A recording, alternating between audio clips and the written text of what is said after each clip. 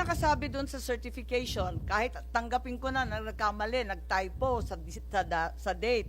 Ang problema, wala namang sinasabi that he was delivered to a competent judicial authority to which you signed. Sabi mo, talagang na-deliver to a national competent judicial authority. Pinirmahan mo competent national judicial authority. Ma'am, may I? Yes po. Kasi kagaya ho na sinabi ni Justice Ascuna kanina, Oo. sa sistema kasi ng ICC, ang prosecution po ay kasama sa korte. It's part of the court. Kaya yun po yung lumalabas kasi nga, like the Prosecutor General is competent judicial authority in the understanding of the ICC. Secretary Remulla, it's very, very clear. Competent national judicial authority. There's nothing mysterious or equivocal about the sentence. Yung nga ho yun eh. National po. Yun yung National, equivalent ibig sabihin kasi. Pilipino Yung po. equivalency po. Ang sinabi siguro ng ICC sa kanya, prosecutor. Prosecutor certification. I don't really know their conversation. But yun lumalabas. Kasi nga, hindi na matatanggapin ng ICC yan kung hindi na issue ng prosecutor yan eh. Kasi under their system, ang prosecutor is part of the court. Parang nakakatuwa naman yung sagot na yan. Pero sige na lang. Ambassador Lacanilaw, number 10, did the arrested person receive legal assistance during national proceedings? Pinirmahan rin ninyo yan. He received legal assistance during national proceedings. Anong national proceedings ang tinutukoy ninyo? Hindi nga dinala sa husgado. Doon lang kayo sa airport, sabi ninyo. Ma'am, kaya ako yung sagot ko dyan ay I do not know. Kaya Hindi, walang do not know sa number 10. Sa number 10, sinabi mo, yes, he received legal assistance during national proceedings. Legal assistance Baka naman kabulastugan lahat hindi, ma'am. ito.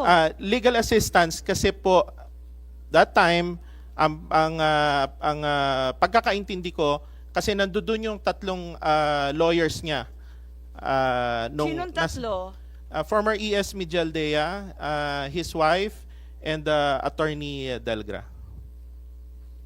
Madam Chair, Legal assistance during national proceeding. May national proceedings ba doon sa Villamor na sinasakop yung tatlong abogadong sinasabi mo? Legal assistance and serving of No. warrant. Ang nakasabi dito, did the arrested person receive legal assistance? Basahin po ninyo, nandyan. During national proceedings. He received legal assistance during national proceedings. Ang sabi po ninyo. Service of warrant, ma'am. National proceedings. Yes, ma'am. Yan Service ang of warrant, ma'am. pagkaintindi mo. Yes, Senator Bato, please. ibig mong sabihin, you want to impress upon us that yung service of warrant is a national proceedings? Yan yung gusto kong Ma'am, that's an extradition form kasi. Sir, Yes, it's sir. an extradition form. Ang lumalabas ho kasi rito, case of first impression din po sa ICC na may nag-surrender po sa kanila ng tao. Hindi pa ho nangyayari to eh. I think it's something that even the ICC Yes, sir. Tama ka, sir. Tama ka. Ha? didn't know how to react to it. Balikan ko lang yung nakasulat. Natanggal, nawala. Ibalik mo nga. Ibalik mo. O very clear man ito, Ambassador. Did the arrested person receive legal assistance during national proceeding? Ang sagot mo, he received legal assistance during national proceedings. So ibig mo sabihin, yung national proceedings na sasabi mo dito, yung pag-serve ng warrant, Serve ng warrant and also legal assistance kasi kasama ho niya yung tatlong abogado niya. Ay, Wow. ganon. Pati yung National- competent national judicial authority, si General Torre na lang yon. Wala ho Kasi kasing sino ba form ng yun? And then may right? liwanag competent national judicial authority. Sino naman yun? Wala naman doon kundi pulis. Madam Chair, may I?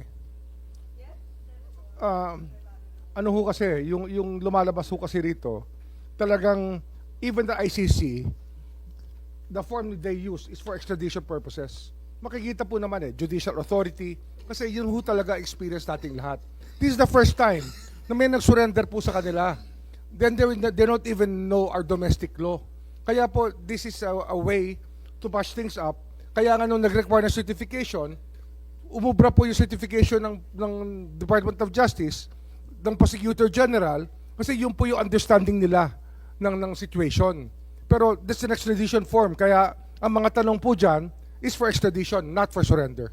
Pero kung extradition yung form mismo ng ICC, dapat nasundan yung extradition na process. May competent National Judicial Authority. Mismo yung ICC, inaalma pala na hindi ito extradition. Madam Chair. Yes, Senator Cayetano. Just some points. I understand, SOJ, where you're going, but ang problem ko kasi yung pumirma yung representative supposedly ng bansa. Kasi from the start, information on the surrender and transfer yung title nung form. But as you said, kasi extradition is a form of surrendering, di ba? Pero hindi yun ang sinunod natin. So ang understanding ko kasi, very strict din yung ICC sa human rights. Kasi precisely nga, it's a court that based everything on human rights. So they want to make sure with the form that we followed human rights. Okay. So dun sa number 10, personally, I'm not committing the committee. Personally, I can understand that the service of the warrant is part of the national proceeding.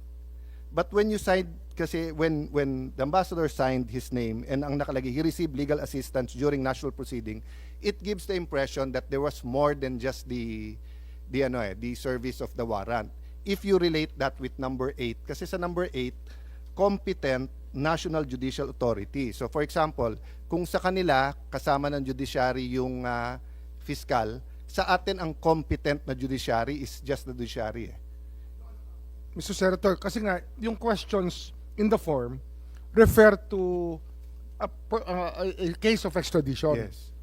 Case of first impression nga to, Yes. even to the ICC, even to the Philippine government, to the Executive Department, to the Senate, to the Supreme Yeah. Court, this is a case of first Yes. impression. And kahit assuming na, lalo na kung first impression, di ba dapat linagay na lang, I do not know, doon Yeah. sa ibang question. Madam- Sinagot niya, no, I do not know. Bakit dito buong ningning siya sumagot? Yeah.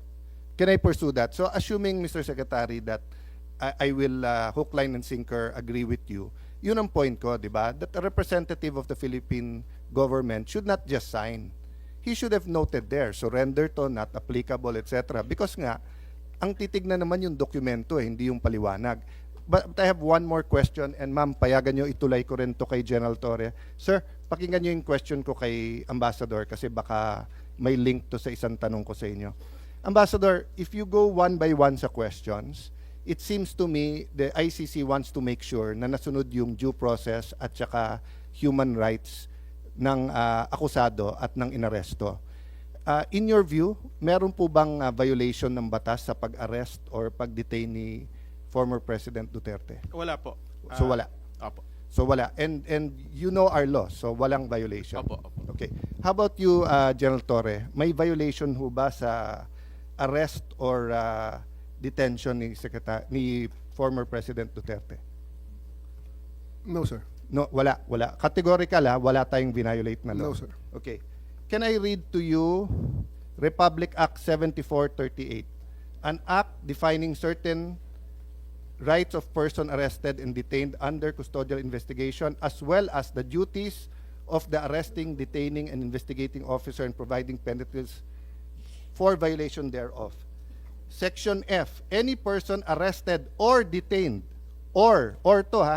arrested, detained, or under custodial investigation shall be allowed visits by or conference with any member of his immediate family or any medical doctor or priest, minister chosen by him or by any member of his immediate family or by his counsel. I saw the video, sir. President Duterte was asking for his own doctors. Ang sabi nyo, hindi, may dala kayong doctor na colonel. Tama po ba? That's one part, sir. Yes, so Pero- you did not allow him to bring in his own doctor. There's another video that will show that he has his doctors from the Cardinal Santos. Yes, sir. and he was saying kulang yon kasi ano pa sila, di ba? Yung iba pang doctors, pero hindi na pinayagan. There's videos from outside, yung ibang gamit, etc. Correct, sir? So, you can answer. Hindi to yes or no. So, to your point, did you allow all of his doctors in or no? Sir, we have substantial doctor. I think we have complied with 7438, sir. Okay, it doesn't say here substantial. We It have says complied with here... 7438, sir. No, sir. Ang sabi kasi dito, his choice. Hindi nyo choice. Hindi nyo choice i-limit yung